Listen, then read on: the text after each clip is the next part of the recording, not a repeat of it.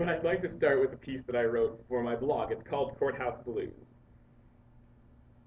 As a 29-year-old black man, I go out of my way not to spend time in the halls of justice. I didn't even want to go into the courthouse to pick up a marriage license. It's not that I've done anything that should get me arrested. It's I'm just always a tiny bit concerned with getting thrown in jail for contempt of court, and also a little bit for that parking ticket that I never paid, and everything in the USA Patriot Act and the NDAA. Mostly, it's just that I hate the guard shack. The guard shack is the worst, full of bored and or paranoid members of the law enforcement community. This is the place where bad things happen to good, albeit absent-minded people. To date, I've lost 3 nail files, a handful of crappy lighters, 1 Zippo, a cheap knife, and 1 hunter green double-hinged wine key at a series of guard shacks. Of course, by this point in my life, I've stopped carrying a knife. Not out of any kind of principled stand, mind you. I just broke the clasp off my old one, lost it, and then failed to replace it. With that track record on guard shacks, I've taken to leaving my coat and all my pocket contents I have, save ID and whatever money or paperwork are required for that specific trip, in my car or at home, whenever I'm faced with a looming specter of confiscation. As a general rule, though, I have to plan ahead. Not just trips to municipal palaces. I pre-remember as much of my life as is possible.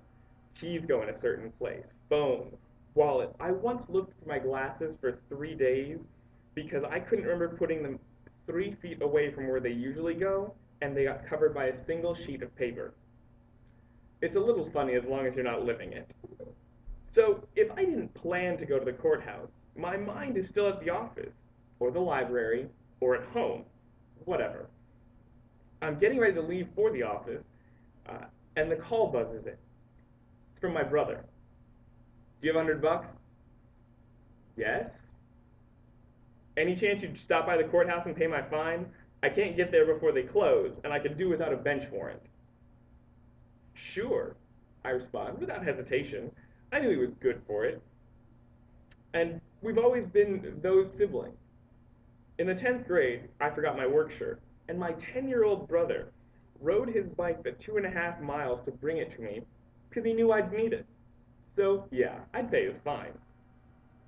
I'll spare you the details of my tooling around the one-way street-filled labyrinth of overpriced downtown parking, and instead cut to my stepping through the double doors of the municipal building and coming face to yellow rotating beacon light with my old enemy, the guard post.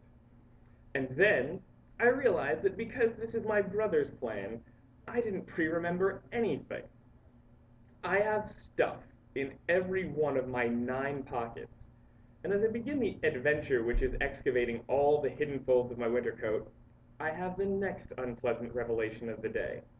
A friend, Dave, was in a bit of a spot when the dean at his school called him into his office to say that because of an oversight by Dave's advisor and the registrar, he'd missed a prerequisite to nearly all of his classes from the previous 3 years. He had to finish that class that semester, or he'd be kicked out of the program. This was especially bad news for Dave because of the nature of the class. So I tutored him through the entire semester just as a favor.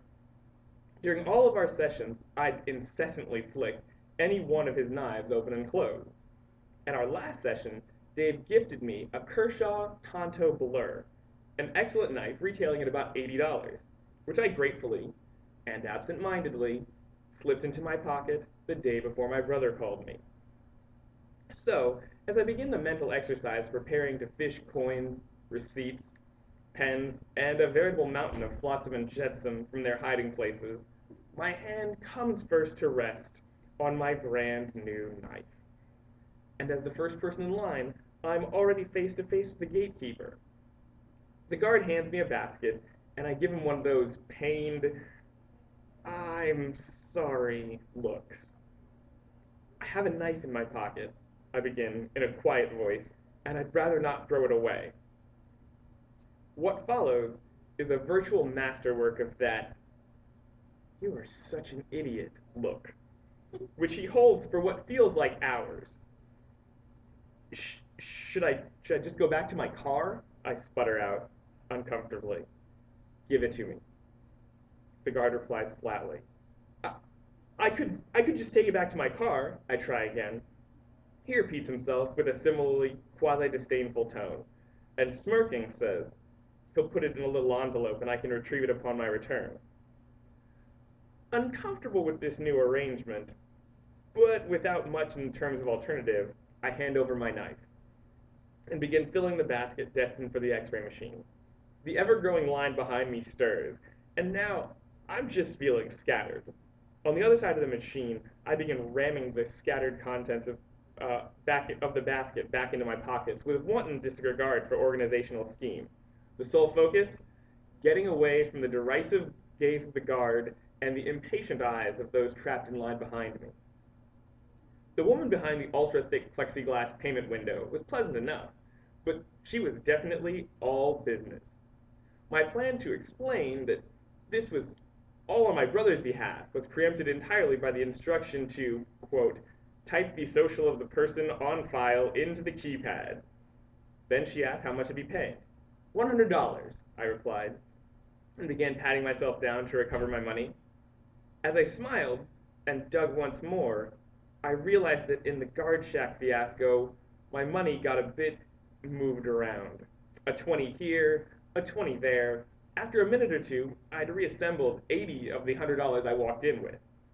You could just pay the 80, she said, doing a better than average job of veiling her very likely growing impatience. In the midst of my delusion, I searched for at least another full minute, as another line grew behind me. I guess I'm just paying the 80, I sighed exasperatedly, as it dawns on me that there's a chance that I dropped the missing bill at the guard station while jamming errant papers into my pocket. Only by now, I don't even want to make eye contact with the guards. So I shuffle back, hands in my pockets, standing by for a second till the guard recognizes me. Handing me my knife, his next time, leave it at home line convinces me just to give up on the money and move on with my day. Back in the car, the final 20 falls out of the folds of my jacket and into the seat beside me. For a split second, I consider going back in. Yeah, no.